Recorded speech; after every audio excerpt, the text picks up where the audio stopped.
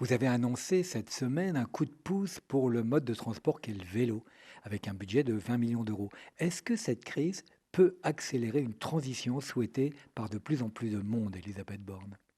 Alors moi, je suis convaincu depuis longtemps que le vélo, c'est vraiment un moyen de transport qui a beaucoup de qualités. On sait que c'est bon pour la planète, c'est bon pour la santé, c'est bon pour le porte-monnaie. Et là, au moment où chacun se demande comment il va retourner au travail, ben, on a un mode de déplacement qui, par nature, permet de respecter les gestes barrières.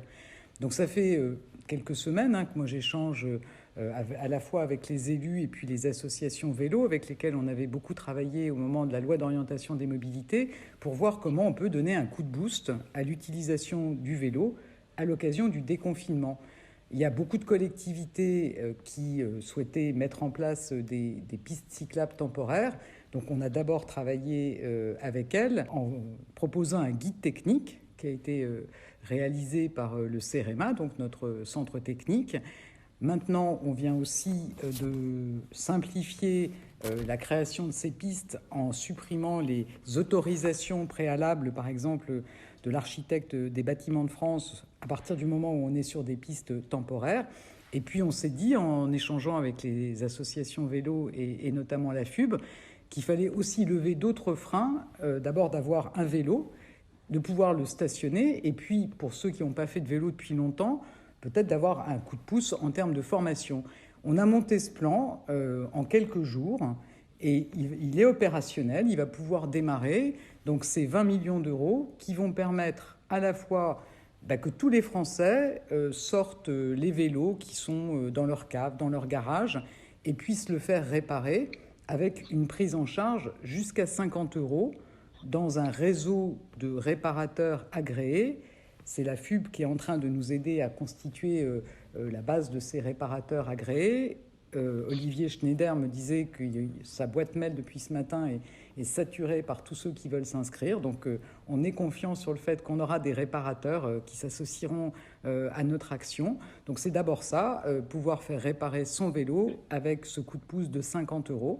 Très simple, il n'y a pas de dossier à préparer, on ne vous envoie pas un chèque par la poste, c'est le réparateur qui vous fera cette remise jusqu'à 50 euros sur la réparation du vélo.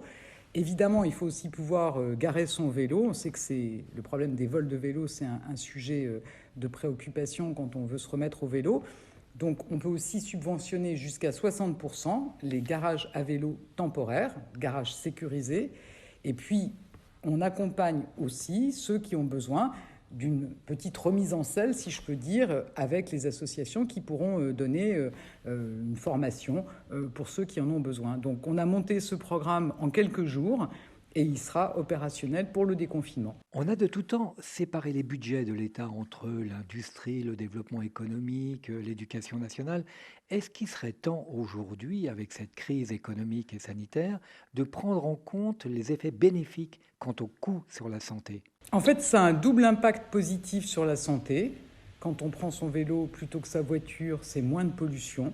Et on sait que la pollution, évidemment, c'est un facteur aggravant pour les maladies respiratoires, par exemple le Covid. Et puis, effectivement, c'est aussi, et là, les chiffres sont clairs, d'assurance maladie, faire de l'exercice, faire du sport, c'est aussi très bon pour la santé. Donc, c'est un double bénéfice aussi pour la santé. Un Néerlandais parcourt 1000 km de vélo par an contre 100 pour un Français. On est loin derrière eux, comme loin derrière les Danois ou les Allemands. Est-ce que cette crise va nous permettre de rattraper ce retard? Je pense qu'on a effectivement l'opportunité de montrer que le vélo, c'est une très bonne solution pour se déplacer. On s'était donné l'objectif de tripler la part modale du vélo. Là, peut-être qu'on va enfin pouvoir accélérer. Quand on sait que 60% des trajets qui sont effectués en France font moins de 5 km, on a tout un champ dans lequel les trajets peuvent se faire à vélo. Et je crois que c'est effectivement une occasion de booster le vélo au moment du déconfinement. Il reste malgré tout un chantier, même si on a fait beaucoup de progrès, c'est le plan de déplacement des entreprises. Est-ce qu'on a l'espoir que ça puisse progresser? Moi, je pense qu'il faut que les entreprises, honnêtement, elles se saisissent de tous les outils qu'on a prévus dans la loi mobilité. On a voulu que la négociation sur les déplacements domicile-travail, ce soit un thème de la négociation annuelle obligatoire. Moi, j'y vois beaucoup d'avantages parce que c'est l'occasion, par exemple, de capitaliser sur la façon dont le télétravail est monté dans la période. Et donc moi j'espère qu'on pourra aussi permettre aux salariés qui le veulent de pouvoir continuer en télétravail. Et puis ça sera aussi l'occasion de mettre ce sujet des déplacements domicile-travail au cœur des négociations sociales au sein des entreprises, de faire aussi des plans de mobilité inter-entreprises. Ça peut être très efficace quand on veut développer des solutions de vélo, avec les discussions qui peuvent être menées avec les collectivités sur les pistes cyclables qui sont bien placées pour les salariés d'un pôle d'activité. C'est aussi l'occasion d'organiser du covoiturage, et on est en train d'accélérer la sortie du décret sur le forfait mobilité durable, qui sera aussi un appui pour les salariés qui, justement, se déplacent en vélo ou avec d'autres modes propres, ou qui font du covoiturage.